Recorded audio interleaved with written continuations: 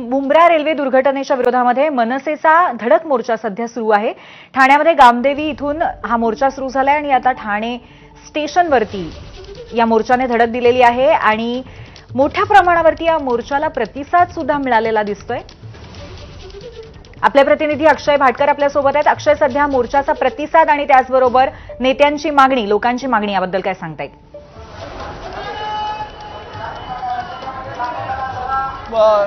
मी सध्या ठाणे स्थानकात आहे। आपण पाहताय अजूनही मोर्चा सुरू आहे। मनसेचे ठाणे पालघर जिल्हाध्यक्ष अविनाश जाधव यांच्याबरोबर रवींद्र मोरे आणि इतर जे सगळे पदाधिकारी आहेत ते सगळे या मोर्चामध्ये सहभागी झालेले आहेत आणि या मोर्चाच्या साठी संपूर्ण ठाणे स्थानक जे आहे ते आज पोलीस छावणी झालेलं आहे। कारण की जीआरपी असेल, आरपीएफ असेल, या सगळ्यांनी या संपूर्ण स्थानकाचं नाक्याबंदी केलेली आहे। कोणालाही आतमध्ये जाऊ दिलं जात नाही आणि अविनाश जाधव जे अध्यक्ष आहेत या संपूर्ण मोर्चाचं नेतृत्व करतायत त्यांना देखील आता डीआरएम ऑफिसपर्यंत जाऊ दिलं जात नाहीये। इथे आतमध्ये खरं म्हणजे आज डीआरएम आलेत असं कळतंय आणि त्यांनाच भेटण्यासाठी आता अविनाश जाधव आणि त्यांचं शिष्टमंडळ जे आहे ते या ऑफिसमध्ये चालले। ठाणे स्थानकामध्ये जे स्टेशन मास्टरचं ऑफिस आहे त्या स्टेशन मास्टरच्या ऑफिसमध्ये ते जाणार आहेत आणि त्याच्यासाठी आता सगळे पोलीस त्यांच्या बरोबर आहेत। कारण की रेल्वे कुठे ना कुठे थांबवण्याचा प्रयत्न हा अविनाश जाधव यांच्याकडून केला जाईल असं सांगण्यात येते आणि तो प्रयत्न जो आहे तो केला जाऊ नये यासाठी पोलिसांचा प्रयत्न आहे।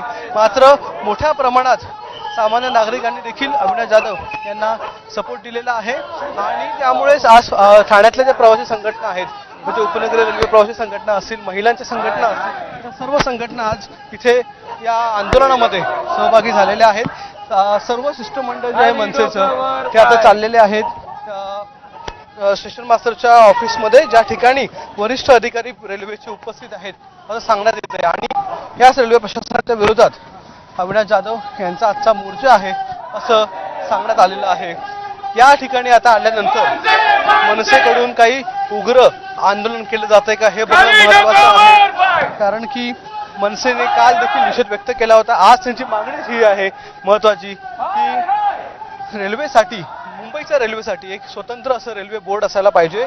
ज्या 8000 पेंडिंग केसेस आहेत त्या केसेस ह्या लवकरात लवकर त्या सोडवल्या पाहिजेत। त्याचबरोबर त्यामुळे काही विशिष्ट मागण्या सगळ्या सुधारणेच्या अनुषंगाने घेऊनच अविनाश जाधव आता चाललेले आहेत। पुढे भेटायला धन्यवाद आपण दिलेल्या माहितीबद्दल अक्षय। या मोर्चाकडे आम्ही लक्ष ठेवून असूच। धन्यवाद।